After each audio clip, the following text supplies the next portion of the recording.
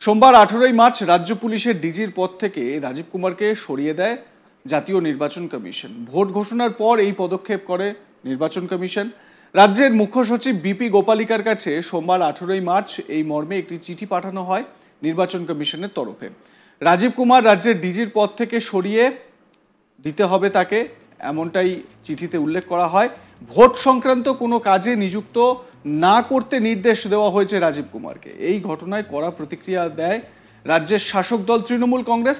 তৃণমূল নেতা কুণাল ঘোষ জানান, কেন্দ্রের বিজেপি সরকার সিবিআই, ইডির মতো এজেন্সিগুলিকে নিজেদের রাজনৈতিক স্বার্থে ব্যবহার করছে। এবার নির্বাচন কমিশনের মতো প্রতিষ্ঠানগুলিকেও দখল করতে চাইছে। একটাই উদ্দেশ্য, যাতে নিজেদের স্বার্থে নিজেদের কর্মসূচিকে রূপায়িত করতে এগুলিকে ব্যবহার করতে পারে। রাজীব কুমারের অপসারণ তারই ফলশ্রুতি বলে মনে করছেন কুণাল ঘোষ। শোনাবো কুণাল ঘোষের বক্তব্য। আমরা এটুকু বলতে পারি যে বিজেপি সমস্ত এই ধরনের প্রতিষ্ঠানগুলোকে দখল করতে চাইছে। তারা এজেন্সিগুলোর দখল নিয়ে নিয়েছে, তারা বিভিন্ন অন্যান্য সংস্থার দখল নিয়ে নিচ্ছে। নির্বাচন কমিশন সেখানে যেভাবে বিচার বিভাগের শীর্ষ প্রতিনিধিকে সরিয়ে নিজেদের লোক বসাবার তারা ব্যবস্থাপনা করে নিয়েছে, ফলে বিজেপি পুরোদস্তুর চাইছে এই ধরনের স্বাধীন সংস্থাগুলিকে তারা দখলদারিতে নিয়ে এসে তাদের নিজস্ব এজেন্ডা, তাদের দলের কর্মসূচি, তাদের দলের যে সুবিধা হলে কিসে হয় সেই ধরনের কাজ করতে চাইছে ভারতীয় জনতা পার্টি। ফলে ইলেকশন ঘোষণার পর প্রথমেই জাতীয় নির্বাচন কমিশনের তরফ থেকে যে পদক্ষেপ দেখা গেল, তাতে আমরা এইটুকুই বলতে পারি আপাতত যে বিজেপি সবকটি এই ধরনের সংস্থাকে দখল করে নিজের স্বার্থে ব্যবহার করার যে প্রক্রিয়া বিজেপি নিয়েছে তারই প্রতিফলন আমরা দেখতে পেয়েছি।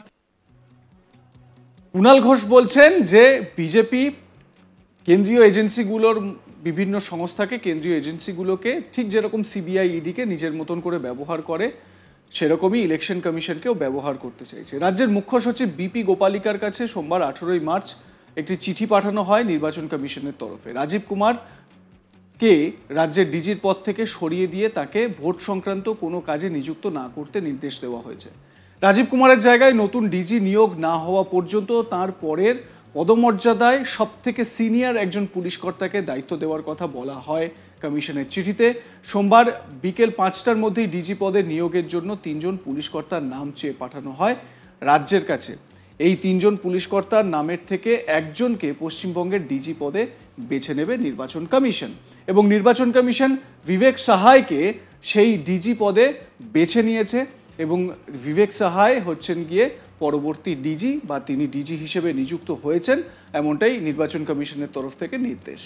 যেহেতু মডেল কোড অফ কন্ডাক্ট লাগু হয়ে গিয়েছে, সেহেতু রাজ্যের প্রশাসনের যে কাজবাজ, প্রশাসনিক যে ক্ষমতা, সেই ক্ষমতা চলে গিয়েছে নির্বাচন কমিশনের হাতে।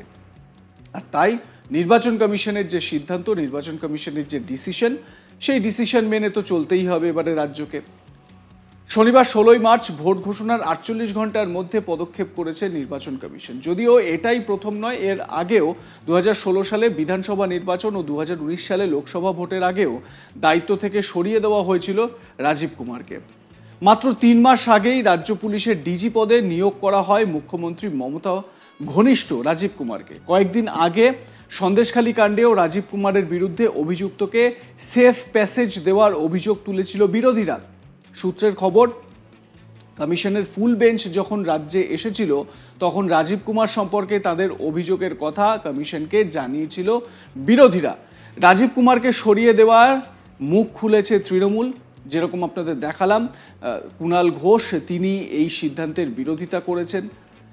তবে শুধুমাত্র এই রাজ্য নয়, আরও 6টি রাজ্যের স্বরাষ্ট্র সচিব পদেও রদবদলের বিজ্ঞপ্তি জারি করা হয়েছে।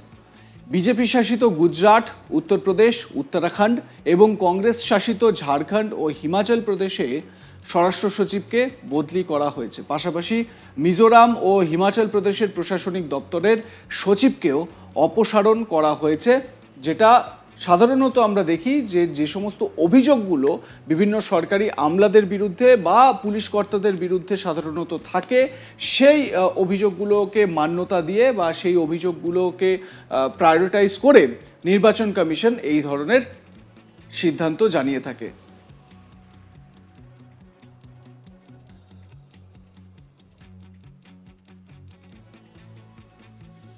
রাজ্য বিজেপি মুখপাত্র তথা বিজেপির রাজ্যসভার সাংসদ শ্রমিক ভট্টাচার্য অবশ্য এই সিদ্ধান্তকে স্বাগত জানিয়েছেন। কি বলছেন তিনি, শোনাবো আপনাদের। রাজীব কুমারের নিয়োগকে কেন্দ্র করে সমস্ত মানুষ, বিরোধী দল এবং বিশেষ করে বিজেপি আমরা তার তীব্র প্রতিবাদ করেছি। কারণ রাজীব কুমারকে সামনে রেখে পশ্চিমবঙ্গে অবাধ শান্তিপূর্ণ নির্বাচন সম্ভব নয়। অবাধ শান্তিপূর্ণ ভয়মুক্ত রক্তপাতহীন যদি নির্বাচন করতে হয় তাহলে কোনো নিরপেক্ষ, আপাত নিরপেক্ষ কোনো প্রশাসককে সেখানে নিয়ে আসতে হবে। নির্বাচন কমিশনের কাজ করেছে এবং সারা দেশেই গুজরাট থেকে শুরু করে মানে বিজেপি শাসিত উত্তরপ্রদেশও সেখানেও সচিবদের বদল করা হয়েছে। অর্থাৎ যে কোনো মূল্যে নির্বাচনকে অবাধ এবং শান্তিপূর্ণ করতে, রক্তপাতহীন করতে নির্বাচন কমিশন বদ্ধপরিকর। তবে শুধুমাত্র ম্যাক্রো লেভেলেই পরিবর্তন করে কোনো লাভ নেই। বিভিন্ন থানায় থানায় নিজস্ব অফিসার বসিয়ে দিয়ে এখন থেকে যেভাবে এলাকা ডমিনেট করবার চেষ্টা করছে শাসক দল, যেভাবে উত্তরবঙ্গের সমস্ত ডিএমরা ছোট ছোট ইনফরমাল মিটিং করছেন শাসক দলকে সুবিধা পাইয়ে দেবার জন্য, সেগুলোকেও নির্বাচন কমিশনের নজরদারিতে আমরা নিয়ে আসবার চেষ্টা করছি এবং তাদের শুধু ম্যাক্রো নয় মাইক্রো লেভেলেও তাদের নজরদারি বাড়াতে হবে এবং সেখানেও পরিবর্তন। অর্থাৎ একদিকে রাজ্যের শাসক দল তারা যখন এই সিদ্ধান্তের বিরোধিতায় সরব হচ্ছেন বা সমালোচনা করছেন নির্বাচন কমিশনের, অন্যদিকে বিরোধী দলের যারা নেতারা রয়েছেন তারা কিন্তু এই বিষয়টিকে স্বাগতই জানাচ্ছেন, যেরকম শ্রমিক ভট্টাচার্য করলেন। একই সঙ্গে সুজন চক্রবর্তী তিনি বলছেন যে রাজীব কুমারকে যে এরকমভাবে সরানো হলো এটা সঙ্গত কারণেই, এবং রাজীব কুমারের বিরুদ্ধে এর আগেও একাধিকবার বিভিন্ন অভিযোগ উঠেছে বিভিন্ন সময়, এবং সেই অভিযোগগুলো বিরোধী দলের নেতা নেত্রীরা তারা যে নির্বাচন কমিশনে জানিয়েছেন এটা কিন্তু স্পষ্ট। এবারে রাজীব কুমারের পরিবর্তে যাকে ডিজি করা হলো সেই বিবেক সাহায়, তার একটু কেরিয়ার যদি আমরা দেখি তাহলে তিনি রাজীব কুমারের থেকেও 1 বছরের senior IPS officer. Rajiv Kumar 1989 ব্যাচের ক্যাডার, অন্যদিকে এই বিবেক সাহায় তিনি 1988 ব্যাচের ক্যাডার, পশ্চিমবঙ্গ ক্যাডার, পশ্চিমবঙ্গের ক্যাডার তিনি, এবং তাকে নতুন ডিজি পদে আনলো নির্বাচন কমিশন।